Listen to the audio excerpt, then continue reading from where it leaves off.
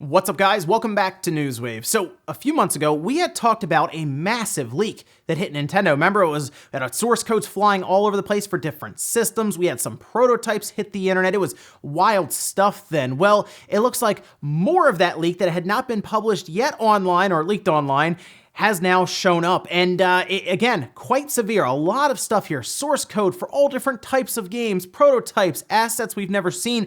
And it turns out it actually solved a mystery that's been going on for decades now around a Nintendo 64 game. We're going to get into that today. Also, we have to get back to Halo Infinite and even Fable, as some information and rumors started to be talked about online, but it appears some of that's been deconfirmed. We're going to go over a lot of that today as well. And Call of Duty 2020, I guess, is still coming up. Well, turns out it is, and well, it leaked out on a bag of Doritos. As always, guys, if you enjoy these videos, make sure to hit that like button, helps out a ton. And if brand new here, hit the red subscribe button down below as we head towards 500,000 subscribers. And we're gonna start today with a sale on the eShop once again, because it was added just after Newswave last week went up talking about some of the different eShop and PlayStation Network sales. And this one is pretty substantial because it is Square's summer sale. You can see some of that here, and they actually have quite a few things actually up for sale. Secret of Mana Collection is $19.99, which isn't bad. This is going to be running from the 23rd, starting last week,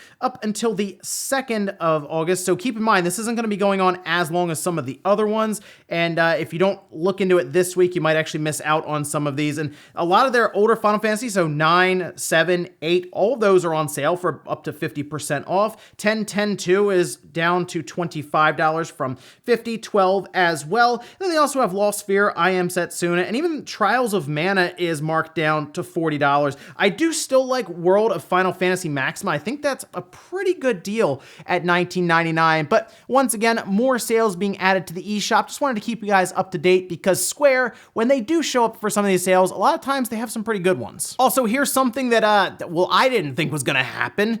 Apparently G4 is coming back. They tweeted this out. Okay, so it's like this teaser showcasing that they have not stopped playing. You might be wondering what that's about. Well, in 2014, when they went off air, they ended with an episode of X-Play, and they went to a game of Pong. And this game of Pong just pretty much just kind of faded off into the background, just, you know, basically went all the way back until it was gone from sight. And then the channel cut to whatever, whether it's static or you had like one of those warnings, it's like, oh yeah, it's not available anymore. This channel's just gone.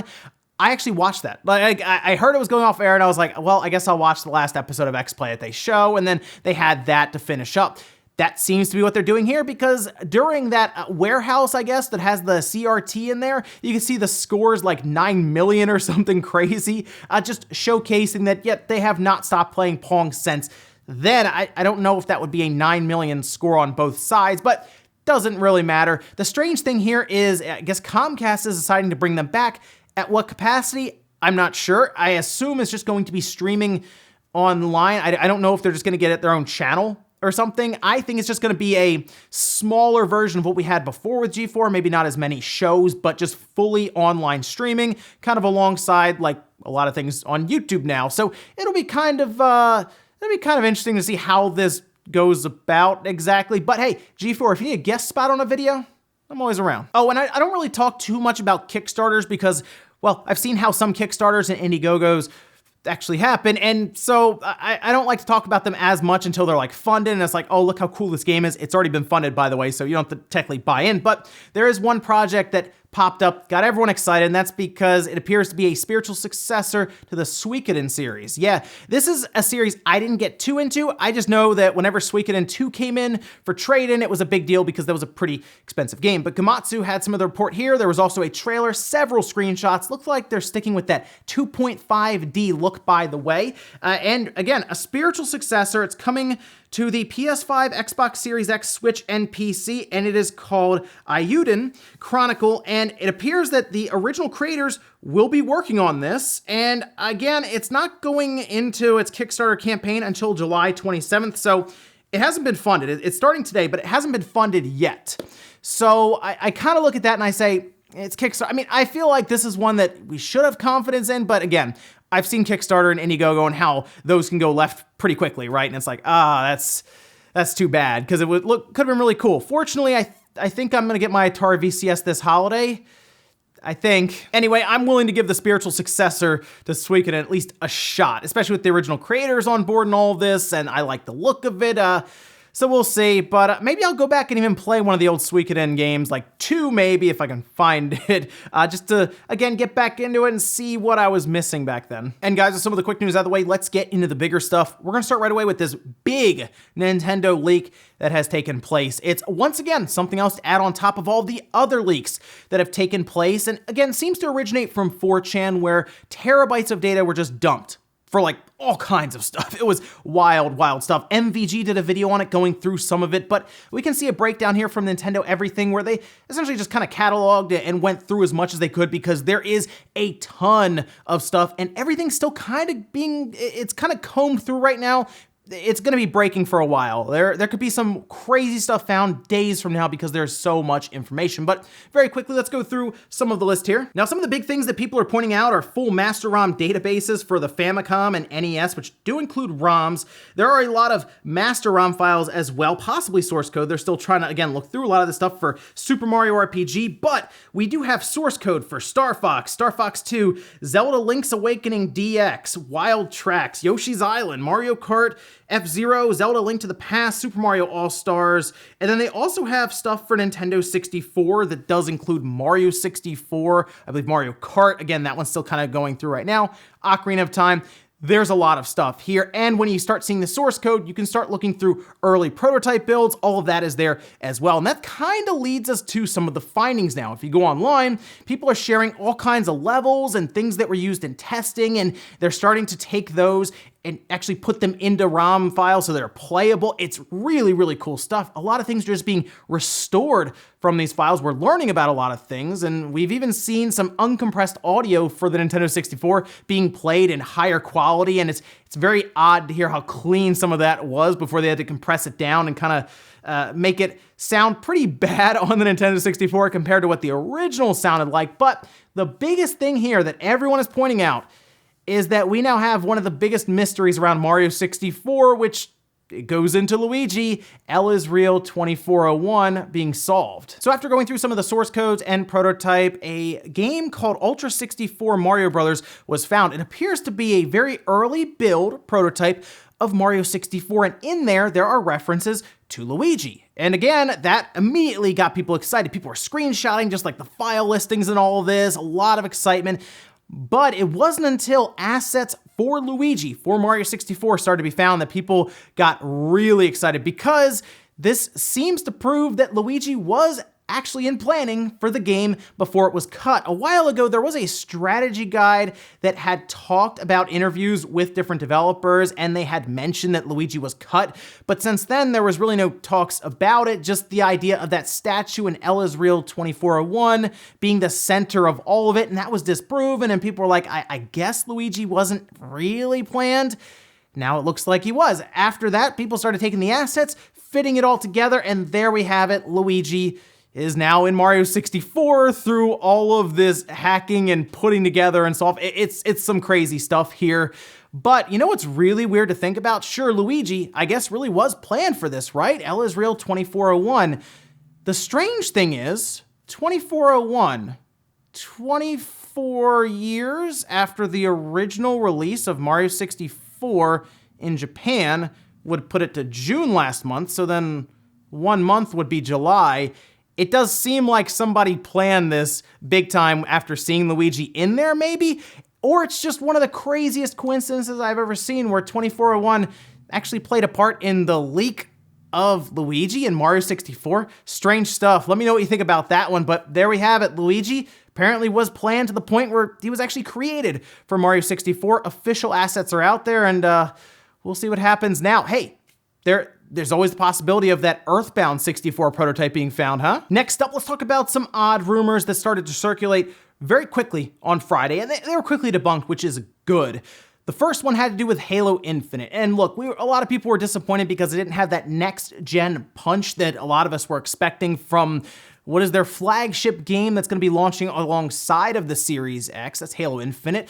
One of the strangest rumors came up. It came from Brad Sams, who had talked about it on his channel, specifically that Halo Infinite would not launch with multiplayer, which was like mind-blowing. It's about 60 minutes of that circulating, before it was shot down. You can see the tweet here, and this was from Brian Gerard, who says, "Nothing to see here, folks. This is not true." He's actually the community director at 343, so seems like he would know what he's talking about there. It would be very strange if Halo Infinite did not have multiplayer at launch. I would have gone the other way. No campaign at launch, but multiplayer. That would have, I think, gone over a lot better if they had to pick between one or the other. It does sound like there will be a full campaign and a full multiplayer. What's interesting, though, is rumors that have not been debunked seem to point to the possibility of Halo Infinite's multiplayer just being free to play, being separated from the campaign, which could be good for the player base, like continuing on, because it would be thrown in the Game Pass, obviously, at that point as well. But then it also brings in the question of microtransactions and anything they have to do to kind of hold that up.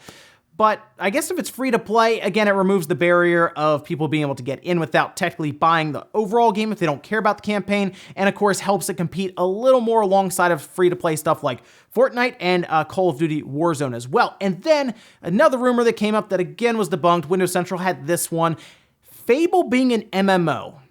That didn't sit great with people, right? Because that makes it sound like, oh, this is just gonna be a massive multiplayer online game that's not gonna have a lot of focus for single player. Turns out that is also not correct. Fable is just going to be a single player experience you can also have multiplayer action with as well. So I see it as a game that you can play by yourself, but it will have some sort of connection to servers where people can drop in and out, and you can run quests with co-op and all this, and who knows, maybe everyone's kind of connected working towards a singular goal. There's actually a lot we don't know about Fable, and a lot of this came from someone who had pretty much put out all the information for the show ahead of time, like just ahead of time, and they threw in the idea of an MMO for Fable, right? That being the direction they're going with. But a lot of press technically had the show ahead of time to write pieces and all of this.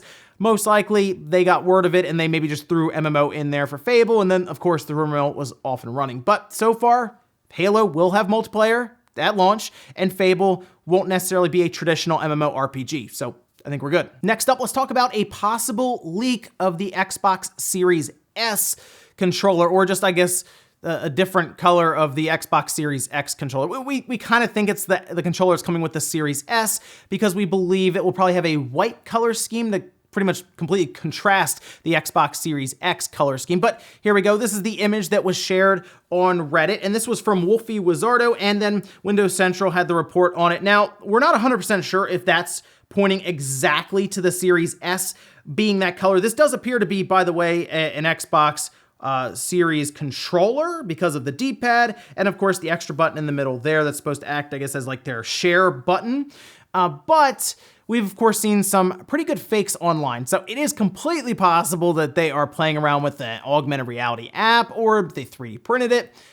But there's also the chance, as we have seen already, where things leak out, of course, randomly with Microsoft, where somebody says, oh, I'm just gonna put my Series X on the carpet here and take a picture of it. Yeah, real funny, Phil. But the Series S is believed to have a white color scheme, like I said, so it's not surprising to see the controller get out there and it being white, and we are getting closer to when it's supposed to be revealed in the next 3-ish weeks. We're thinking that they will announce it and it will be their $300 variant to go alongside of the $500 Xbox Series X. So just keep an eye out for that, and don't be surprised if the Xbox Series S or Lockhart smaller than you were thinking. And in our last bit of news, let's talk about Call of Duty 2020. We had talked about previously how it seemed to leak out through a demo or just an app that popped up on the Microsoft Store. People started to look through it a bit more, data mine it, and they found that it had a lot of references to a Call of Duty game that had not been announced yet, but leave it to the Doritos to tell us all about it. You can see the images here. This is from Gaming Revolution. It says, these are the 2 Doritos Double XP promotional images that I was DM'd earlier from an anonymous source for Call of Duty 2020 Black Ops Cold War. I was too worried about copyright issues to post them earlier, but since Charlie Intel shared them, I assume they're safe. I assume so too, because, well, I'm still here right now, but it does look like Doritos decided to leak this out randomly. Now, most likely the marketing and, of course, what's going on right now with the pandemic in the world and remote work and everything, I'm sure the schedules are pretty hard to line up, but with the images you can see here, it does look like we are doing Call of Duty Black Ops Cold War. And we heard that Treyarch was going to be turning around a Call of Duty game pretty quickly. I don't know about the confidence level I have right now in this Call of Duty because it seemed like there were some issues in the background with the different studios that usually have a 3-year cycle. I believe like Sledgehammer had some issues, and it was kind of all over the place there in the background. But Treyarch had to kind of work to get this one out there. That's why it seems to still be just Black Ops, but just with a different heading there with Cold War.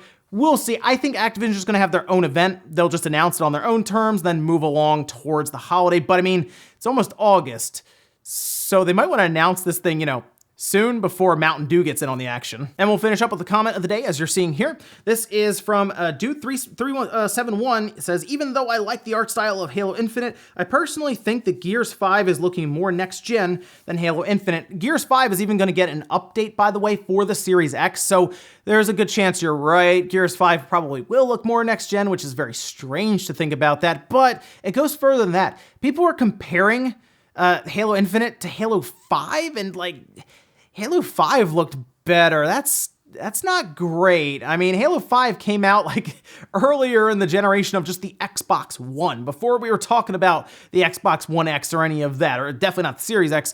So that's an older game, right, by a good bit. You look at the new Halo and they compare it should look better than Halo 5 by default. It's still 343. Sure, it's their new engine, but you feel like they would have built it for the ground up for them to be able to use. It's odd. I'm hoping Halo Infinite just over time gets better and better looking, but then we're back to the conversation of games as a service games. They just launch not ready.